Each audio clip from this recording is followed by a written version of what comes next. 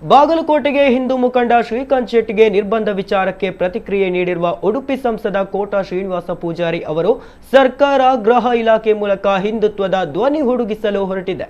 ಸಾಮಾಜಿಕ ಕೆಲಸ ಮಾಡುವ ಹಿಂದೂ ಮುಖಂಡರನ್ನು ಟಾರ್ಗೆಟ್ ಮಾಡ್ತಿದೆ. ರಾಷ್ಟ್ರ ಪ್ರೇಮ ಬಿತ್ತುವ ಸೂಲಿ ಬೆಲೆಗೆ ಕಡಿವಾಣ ಪ್ರಯತ್ನ ನಡೆಯಿತು. ಈಗ ಶಿವಾಜಿ ಮಹಾರಾಜ್ ಕಾರ್ಯಕ್ರಮದಲ್ಲಿ ಭಾಗವಹಿಸಲು ಹೊರಟ ಶ್ರೀಕಾಂತ್ ಶೆಟ್ಟಿಗೆ ನಿರ್ಬಂಧ ಖಂಡನೀಯ ಎಂದು ಆಕ್ರೋಶ ವ್ಯಕ್ತಪಡಿಸಿದ್ದಾರೆ. ಮಾಧ್ಯಮದವರೊಂದಿಗೆ ಮಾತನಾಡಿದ ಅವರು, ಶ್ರೀಕಾಂತ್ ಶೆಟ್ಟಿ ಅವರ ಮೇಲೆ ಯಾವುದೇ ಗಂಭೀರ ಆರೋಪಗಳಿಲ್ಲ. ಬಿ ರಿಪೋರ್ಟ್ ಹಾಕಿದ ಕೇಸ್ ಇಟ್ಟು ನಿರ್ಬಂಧ ಮಾಡಿದ್ದಾರೆ. ಗೃಹ ಸಚಿವರೇ, ಮುಖ್ಯಮಂತ್ರಿಗಳೇ, ಎಷ್ಟು ದಿನ ಈ ರೀತಿಯ ನಡವಳಿಕೆ ಮುಂದುವರಿಸ್ತೀರಿ? ಹಿಂದುತ್ವ ಧರ್ಮದ ಬಗ್ಗೆ, ಶಿವಾಜಿ ಬಗ್ಗೆ ಮಾತನಾಡಲು ತಡೆ ಯಾಕೆ? ಇಂತಹ ಕೆಲಸಗಳಿಗೆ ಕೈ ಇಕ್ಕಬೇಡಿ.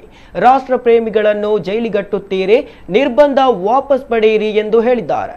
ಇನ್ನು ಸಚಿವೆ ಹೆಬ್ಬಾಳ್ಕರ್ ಆರೋಪ ವಿಚಾರಕ್ಕೆ ಪ್ರತಿಕ್ರಿಯೆ ನೀಡಿದ ಅವರು, ಯುಪಿಎ ಸರ್ಕಾರ ಇರುವಾಗ 33,000 ಕೋಟಿ ರೂಪಾಯಿ ನರೇಗಾ ಬಜೆಟ್ ಇತ್ತು. ಈಗ ನರೇಗಾ ವಾರ್ಷಿಕ ಬಜೆಟ್ನಲ್ಲಿ 86,000 ಕೋಟಿ ನಿಗದಿ ಮಾಡಿದೆ.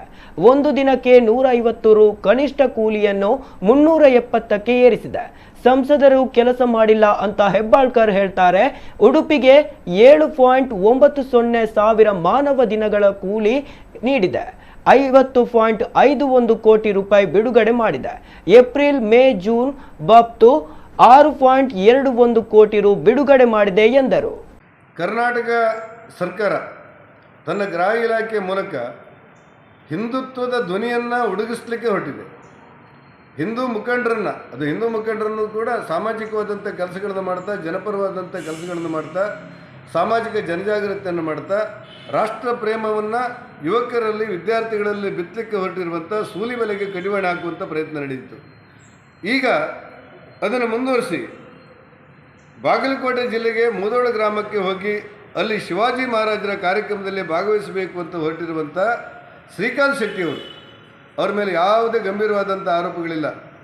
ಅವ್ರ ಮೇಲೆ ಇರುವಂಥದ್ದು ಈ ಕೊರೋನಾ ಸಂದರ್ಭದಲ್ಲಿ ಯಾವುದೋ ಮೆರವಣಿಗೆ ಮಾಡಿದ್ದಾರೆ ಅನ್ನೋದು, ಅದು ಕೂಡ ಬಿ ರಿಪೋರ್ಟ್ ಆಗಿದೆ. ಅವರನ್ನು ನೀವು 3 ತಿಂಗಳ ಬಾಗಲಕೋಟೆಗೆ ಹೋಗಬಾರ್ದು ಅಂತೇಳಿ ನಾನು ಗೃಹ ಮಂತ್ರಿಗಳಿಗೆ, ಪರಮೇಶ್ವರ್ ಅವರಿಗೆ, ಮುಖ್ಯಮಂತ್ರಿಗಳಿಗೆ, ಉಪಮುಖ್ಯಮಂತ್ರಿಗೆ ಕೇಳ್ತೇನೆ.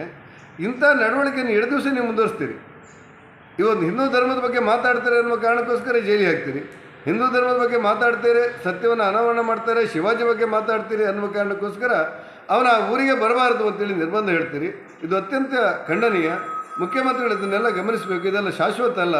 ದಯವಿಟ್ಟು ಇಂಥ ಕೆಲಸಗಳಿಗೆ ನೀವು ಕೈ ಇಕ್ಕಬಾರ್ದು. ಈ ಹಿಂದುತ್ವದ ಬಗ್ಗೆ ಮಾತಾಡುವವರು, ಹಿಂದೂಗಳ ಬಗ್ಗೆ ಜನಜಾಗೃತಿ ಮಾಡುವವರು, ರಾಷ್ಟ್ರ ಪ್ರೇಮದ ಬಗ್ಗೆ ಭಾಷಣ ಮಾಡುವವ್ರನ್ನ ಈ ರೀತಿ ಜೈಲಿಗಟ್ಟುವಂಥ ಕೆಲಸಗಳನ್ನು ನೀವು ಮಾಡ್ತಾ ಇದ್ದರೆ ಸಮಾಜ ಯಾವ ಮಟ್ಟಕ್ಕೆ ಬಿಡ್ತೀರಿ ಅನ್ನೋದು ನೀವು ಯೋಚನೆ ಮಾಡಬೇಕು. ತಕ್ಷಣ ಶ್ರೀಕಾಂತ್ ಶೆಟ್ಟಿ ಅವರ ಮೇಲಿರುವಂಥ ನಿಮ್ಮ ನಿರ್ಬಂಧವನ್ನು ವಾಪಸ್ ಬಿಡಬೇಕು ಅನ್ನುವಂಥ ಆಗ್ರಹವನ್ನು ಈ ಸಂದರ್ಭದಲ್ಲಿ ಮಾಡ್ತೇನೆ. ಏಪ್ರಿಲ್, ಮೇ, ಜೂನ್ ಈ 3 ತಿಂಗಳಿಗೆ, ಈ ಜೂನ್ ಇನ್ನೂ ಪೂರ್ಣ ಆಗಿಲ್ಲ, 6,21,00,000 ರೂಪಾಯಿಯನ್ನು ಬಿಡುಗಡೆ ಮಾಡಿದೆ.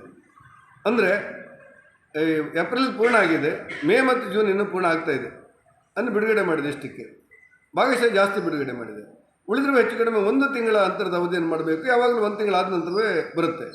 ಇನ್ನು ಆಡಳಿತ ವೆಚ್ಚದಲ್ಲಿ 6% ಕೊಡಬೇಕಾಗಿತ್ತು. ಅದು ಸಿಬ್ಬಂದಿಗಳಿಗೆ ಹಣ ಕೊಡಲಿಲ್ಲ ಅಂತೇಳಿ, ಸಂಬಳ ಕೊಡಲಿಲ್ಲ ಅಂತ ಸಿಬ್ಬಂದಿಗಳೆಲ್ಲ ಬಂದಿದ್ದಾರೆ. ನಾನು ಇದರ ಗ್ರಾಮೀಣಾಭಿವೃದ್ಧಿಯ ಪ್ರಧಾನ ಕಾರ್ಯದರ್ಶಿಗೆ ದೂರವಾಣಿ ಮೂಲಕ ಕೇಳಿದಾಗ, ಸರ್, ಹಣ ಬಿಡುಗಡೆ ಆಗಿದೆ ಕೇಂದ್ರದಿಂದ, ನಮಗೆ ಆಡಳಿತಾತ್ಮಕವಾದಂಥ ಸಾಫ್ಟ್ವೇರ್ ಇನ್ನೊಂದು ಮತ್ತೊಂದು ಸಣ್ಣ ಸಣ್ಣ ಸಮಸ್ಯೆಗಳಿಂದಾಗಿ ಕೊಡೋದು ವಿಳಂಬ ಆಗಿದೆ, ತಕ್ಷಣ ನಾವು ಕೊಡ್ತೇವೆ ಅನ್ನುವಂಥ ಮಾತುಗಳನ್ನು, ಟ್ರೆಜರಿದು ಏನೋ ಸಮಸ್ಯೆ ಆಗಿದೆ ಕೊಡು ಅನ್ನುವಂಥ ಮಾತುಗಳನ್ನು ಕಾರ್ಯದರ್ಶಿಯವರೇ ನನಗೆ ಹೇಳಿದ್ದಾರೆ. ಹಾಗಾಗಿ ನಾನು ಮಂತ್ರಿಗಳಲ್ಲಿ ದಯವಿಟ್ಟು ಕೇಂದ್ರ ಸರ್ಕಾರವನ್ನು, ಸಂಸದರನ್ನು ಟೀಕೆ ಮಾಡುವ ಮುಂಚೆ ನಿಮ್ಮ ಅಧಿಕಾರಿಗಳನ್ನು ಕರೆದು ಮಾತಾಡಬೇಕು ಅನ್ನೋಂಥ ಆಗ್ರಹ ಮಾಡಿಸ್ತೇನೆ. ಈ ಮೂಲಕ ಕೇಂದ್ರ ಸರ್ಕಾರದ ಯಾವುದೇ ಹಣ ರಾಜ್ಯ ಸರ್ಕಾರಕ್ಕೆ ಬಾಕಿ ಇಲ್ಲ ಅನ್ನೋದನ್ನು